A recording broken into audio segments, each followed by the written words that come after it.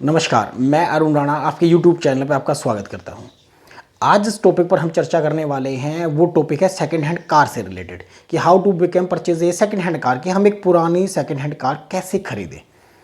जैसे कुछ लोग चलाने के उद्देश्य से या किसी और उद्देश्य से एक सस्ते बजट की कार लेना चाहते हैं, तो आज हम इस टॉपिक में आपको बताएंगे कि आप कैसे एक कम मूल्य की with in A short budget कौन कौन सी गाड़ी आप ले सकते हैं, कौन कौन से कॉन्फ़िगरेशंस हैं, कौन कौन से फीचर्स मिलेंगे, कौन कौन सी कंपनियों की गाड़ियाँ आप खरीद सकते हैं। तो सबसे पहले हम डिस्कस करते हैं कि हम कार क्यों खरीदना चाहते हैं। फर्स्ट ऑफ ऑल हम अपना मोटिव क्लियर रखें कि हमें कार किस उद्देश्य से खरीदनी है और क्यों खरीदनी है। सबसे पहले हम ये देखेंगे कि भाई हमारा उद्देश्य क्या है। अगर हम उसे 2 महीने के लिए सीखने के लिए लेना चाहते हैं या फिर जैसे उसकी एक लाइफ टाइम बची हुई कि भी 1 साल 1.5 साल के लिए अगर उसका समय बचा है, हम उसको सीखने के बाद उसको रखेंगे या हम उसको कितने पीरियड के लिए चला पाएंगे। तो सबसे पहले हम अपना एक बजट बनाएंगे कि हमें 60,000 से 80,000 या 1 लाख तक की गाड़ी जो है वो परचेज़ करनी है। अब गाड़ी परचेज़ करने के 2-3 ज़रिया होते हैं, तरीके होते हैं कि हम उसे कैसे परचेज़ कर सकते हैं और कहाँ से। एक तरीका तो ये है कि भाई हम ऑनलाइन साइट्स पे गाड़ी सर्च कर सकते हैं, जहाँ पे लोग पुरानी गाड़ियाँ डालते हैं, बेचने के लिए डालते हैं या डीलर्स के थ्रू। दूसरी वे जो है वो ये है कि हम अपने रिलेटिव से, फ्रेंड सर्कल में, आस पड़ोस से, नियर बाय से गाड़ी परचेज़ कर सकते हैं। उसमें भी 2 उद्देश्य रखने की हमें कि भैया एक तो हमें डायरेक्ट मिलेगी, एक हमें डीलर से मिलेगी। इन दोनों गाड़ियों में ये फ़र्क होगा कि डीलर की जो गाड़ी होगी वो रेडी टू मूव रहेगी। उसमें आपको ये नहीं पता रख सकता कि भाई इस गाड़ी में डेंट है या इंजन में कोई कमी है या वो है। जबकि आप अपने किसी रिलेटिव या फ्रेंड सर्कल से डायरेक्ट गाड़ी खरीदेंगे तो वो एक्चुअल कंडीशन में होंगी। वो आपको मार्केट प्राइस से थोड़ी सी 5-10 हज़ार रुपये सस्ती भी मिल सकती है। जबकि डीलर की अपनी शॉप होती है, उसका एक लड़का भी उन्होंने रखा होता है, ऑफिस भी मेंटेन करते हैं, उनके खर्चे भी हैं, तो वो आपको मार्केट प्राइस में 5-10 हज़ार रुपये ज़्यादा कॉस्टली मिलेगी। अब हम बात करते हैं कि हमें इस बजट में कौन कौन सी कंपनियों की गाड़ी मिल सकती है।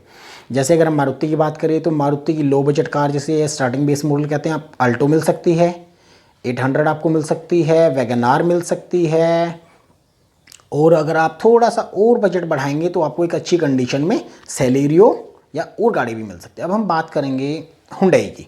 हुंडई में जैसे बेस मॉडल सेंट्रो आता है, आप उसके कंपैरिजन में सेंट्रो को रख सकते हैं, आप सेंट्रो भी खरीद सकते हैं। और फिर अगर हम बात करें हुंडई की i10 है, लेकिन वो आपको 1 लाख तक के बजट में मिलेगी। अब आप तीनों चारों गाड़ियों को कंपेयर करें कि लाइफ टाइम या लाइफ पीरियड कितना बचा हुआ है। अच्छा, कुछ लोग, मैं एक महत्वपूर्ण बात यहाँ बताना चाहूँगा, कुछ लोग सोचते हैं कि भाई ये मॉडल 15 साल पुराना हो गया है, इसकी लाइफ ख़त्म हो गई है, ये एक्सपायर हो गई तो ये में सस्ती मिल जाएगी। लेकिन उस एक्सपायर्ड लाइफ वाली गाड़ी में आप ये भी देखें कि उसके रजिस्टर्ड ओनर कौन है। कई बार लोग क्या करते हैं कि जैसे भाई मैंने किसी से परचेज़ खरीदा गाड़ी, मैंने उसको 2 महीने यूज़ करा, मैंने उसको चलाना सीखा, आफ्टर दैट मैं उसको बेच देता हूँ। तो आप ये भी देखें कि जिससे आप गाड़ी खरीद रहे हैं क्या वो उसका रजिस्टर्ड ओनर है, उस गाड़ी पे कोई केस वगैरह तो नहीं है, या वो गाड़ी की आरसी सुपरदारी में तो जमा नहीं है। क्योंकि ये एक ऐसे महत्वपूर्ण पहलू हैं कि कल को ऐसा हो सकता है कि आप गाड़ी चलाना सीख रहे हैं और भगवान ना करे आपसे कोई मिसहैपनिंग हो जाए, तो उस टाइम, उस समय जिसके नाम आरसी है, मीन्स रजिस्टर्ड ओनर, तो आपको उस रजिस्टर्ड ओनर को पेश करना पड़ेगा।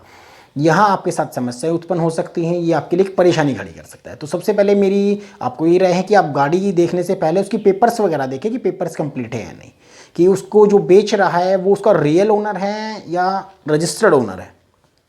उसके बाद आप ये देखिएगा आपको गाड़ी पेट्रोल वर्जन में लेनी है या सीएनजी में लेनी है। अगर आप सीएनजी में लेंगे तो आपको लो रनिंग कॉस्ट में मिल जाएगी। सीएनजी में गाड़ी चलाना और सीखना आपके लिए सस्ता हो सकता है। उसके बाद आप एक गाड़ी के वैल्यूएशंस निकालें। अगर आपको मान लीजिए मारुति सुजुकी की वैगन आर 2006 मॉडल 40,000 में मिल रही है, और वहीं आपको 2007 model Maruti Suzuki Wagon R 70,000 में मिल रही है, तो आप ये देखिए कि 10,000 रुपये में उसकी 1 साल मैन्युफैक्चरिंग ज़्यादा है, वो 1 साल ज़्यादा चल सकती है, उसका टाइम पीरियड भी ज़्यादा है। तो आप ये कंपैरिजन भी करें। उसी रेट में अगर आपको सेंट्रो मिल रही है तो आप ये देखें कि लो रनिंग कॉस्ट किस गाड़ी की है, मेंटेनेंस किसका कम है, जैसे इंजन ऑयल वगैरह, सर्विसिंग वगैरह, इन सब पहलुओं को भी आप देखते हो सेकंड हैंड गाड़ी खरीदें। और आप ये ना सोचें कि मैं सेकंड हैंड गाड़ी लेते ही उसको चला पाऊँगा। हर गाड़ी में छोटा मोटा कहीं ना कहीं काम होता है, आपको उसको लेने के बाद 2-4-5 हज़ार रुपये ऊपर से लगाना पड़ सकते हैं ताकि वो केयरफुली ड्राइव करे, आपको कहीं भी रोड पे धोखा नहीं देगी। तो इन 3-4 चीज़ पहलुओं को लेते हुए आप पुरानी कोई भी मिड साइज़ की गाड़ी ढूंढ सकते हैं। ये 3-4 कंपनियां हैं। आगे की वीडियो में हम आपको बताएंगे कि किस वर्जन पे आपको गाड़ी खरीदनी चाहिए। आप जब तक के लिए इतना ही, नमस्कार।